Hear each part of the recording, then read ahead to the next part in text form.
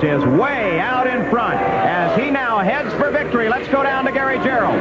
Here in the background, Dina Mears, Mrs. Penske, keeping an eye along with the Penske crew on Rick Mears, trying to break this long, long drought. A Penske team has never won here at Phoenix International Raceway, the only major track where Rick Mears has never won, and he's now less than a half lap away.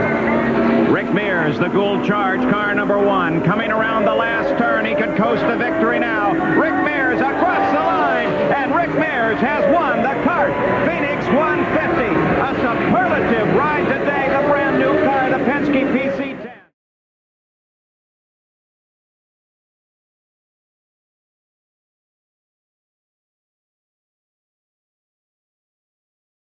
Flag. There'll be one left to go as he moves along. John Cox. Is he going to do it? The white flag out. This is the final lap. Going down into the first turn. What? No! Gordon held him off there going into that first turn. Over the roar of the engines, you can hear the 400,000 people going hoarse. All right. No one has ever seen this before in Indianapolis. This is the back straight, Jim. There's just 2 turns to go now. Mears behind, and he's again trying to slipstream him. John Cox did a good job of staying ahead of him in turn 1 when he made that move there. Good. That was brilliant. That was brilliant.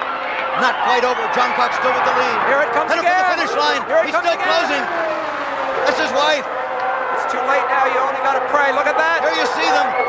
Mears. Can he make a move at the finish? He's making a move. No, not quite.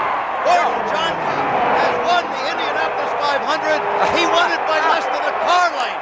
I'll tell you what, we aren't going to know. We just have to keep our eyes on Gordon Johncock as he tries to make it around for the final 2 times. He's got about 6 more turns left. Make it 5, make it 4 more turns now as the white flag flutters. Gordon Johncock is on his final lap. Can he make it 2 wins in a row? Indianapolis, and now Gordon Johncock about to win the Rex Mays 150. It is a rare race that does not see a yellow, but we have had no yellows here today. Johncock drops low in turns 3 and 4. He appears to be still in control of the race. The car is under power. Here comes Gordon Johncock, and Johncock raises the hand to signify victory at Milwaukee, Wisconsin. The Rex Mays 150 belongs to the Indy 500 winner, Gordon Johncock. We'll be back with interviews with Gordon and other post-race activity in a moment when we return to State Fair Park. Johncock is the winner at Milwaukee. Bobby Rahal, and the white flag is out. 1 more lap to go. Look at Bobby. He raises his hand and knows that in 2.48 miles, he will have won his first Indianapolis-type car race at Cleveland, Ohio. He is in the short stretch headed for the hairpin. Now here is the hairpin. Alphabet onto the backstretch. He'll negotiate turn number 4 that we refer to as the King. Bobby Rahal is on his final lap of competition at Cleveland, Ohio in the Budweiser 500. Now off of the backstretch into turn number 5. Now into turn number 6. Quite a bit of traffic ahead of him. We'll see what happens to it later as Allenser is the car immediately ahead of Bobby Rahal. The middle stretch, now turn number 7. Off of it, heading north toward Lake Erie and into turn number 8. Now a short stretch on to turn number 9 in the area that we've called the back 40 all afternoon. There is the 9th turn. He swings off a bit. The car drifts for the outside into turn number 10. Now on the main straightaway, Bobby Rahal bringing the red roof number 19 to victory this afternoon. He is on the front stretch, making a move on Rick Mears. Here is Rahal braking heavily now into turn 11. Now turn number 12. Allenser right ahead of him, but Bobby Rahal is the winner. Look at him. He raises both hands off the steering wheel in a bold move. Bobby Rahal excited and happy at having won the 500-kilometer race here at Cleveland. A tremendous victory for this young racer. The fans waving at him, 1 lap to go, and to carry him through the final lap, the most famous voice in racing in America. Here's Paul Page. Paul? Gordon Johncock in the first turn now. He brings the car down the middle line. The fast line a bit higher than where he's running now. He's taking it easy. Linda Johncock is watching from the pits. He still has to make it down this backstretch and around 2 more turns. A bump leading into the 3rd turn.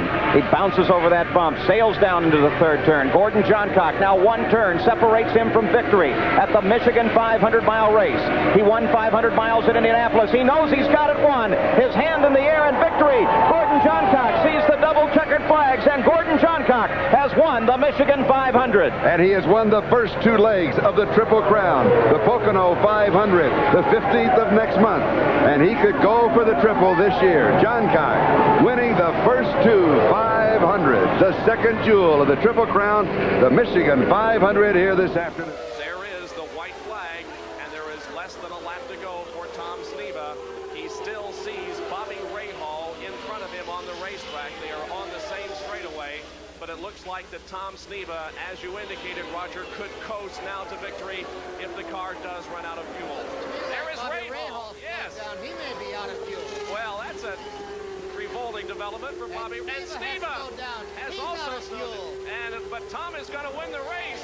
Here they come. It looks like they're both out of fuel, and they cross the start-finish line almost side by side. But Tom Sneva is the winner, and George McNulty congratulates the other members of Hogan's best finish in Indycars was at the Milwaukee 150 last year, where he finished in second place. Now the white flag flies.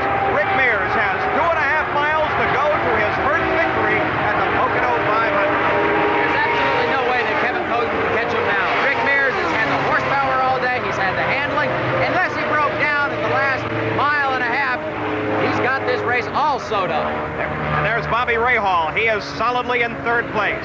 Here's the leader, the Gould Charge, car number 1, Rick Mears, as he continues under power through the second turn. Now one short straightaway, then a turn, and then the checkered flag for Rick Mears. The car runs smoothly. He brings it into that sweeping radius turn, and now he can see the checkered flag. He's on the main stretch. Rick Mears comes across the line to the cheers of his crew and of the crowd as Rick Mears wins the Pocono 500. Rick Mears receiving the white flag. One more lap to go for Rick Mears, and we'll watch him through turn number 1 here, and then set up for the S's. Remember, Roger Mears, his brother, talked earlier in the day about how important these S's were if you got out of shape going through the first set while you were messed up for the others. Turns 3, 4, and 5, then up the hill into turn number 6. That is a very sharp right-hand turn, then down the hill into turn number 7. That has created problems earlier in the week for several drivers, but we have not seen problems experienced there this afternoon. Rick Mears setting up for turn number 7. After he gets through this turn, he'll move uphill once again to turn number 8, and then as he does, he'll be coming toward us up the hill into turn number 8.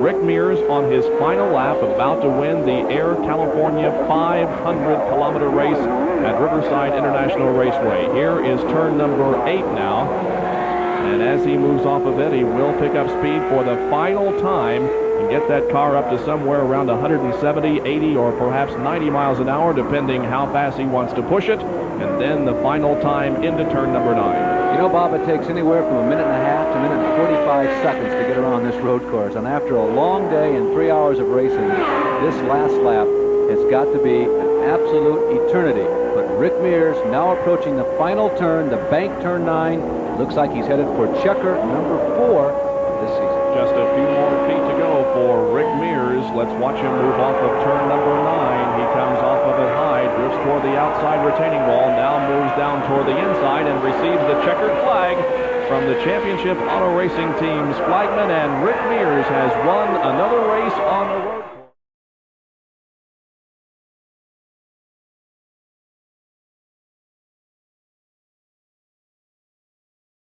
To run for the championship, they'll enter every race on the trail next year. The sun begins to shine on the 2-mile track at Michigan International Speedway as Nick Fodoro, the official starter, waves the white flag in the direction of Bobby Rahal in the number 19 Red Root Men's March. Bobby Rahal passing a slow car to the low side in turn number 1. Sets the car in the middle of the speedway. The 18-degree banking, he was clocked on our radar gun at 208 miles an hour.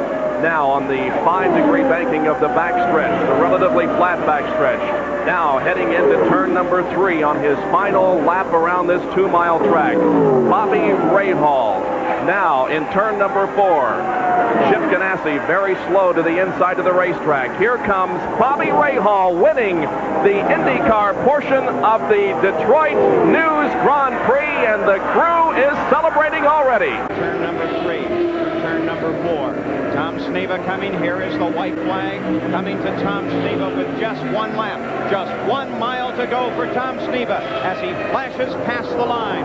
Now Rick Mears will see the white flag. There is Tom Sneva's wife as she watches. She is always very hesitant in the last lap, no matter how good it looks. Her job is to score the race, not to get excited. When the checkered flag flies, then she can do that. Tom Sneva, the 3rd turn, heading for the 4th turn. It looks like he's going to do it once again. He's on the main straightaway. The checkered flag flies, and Tom Sneva, for the 3rd year in a row, has won the Fall Phoenix 150.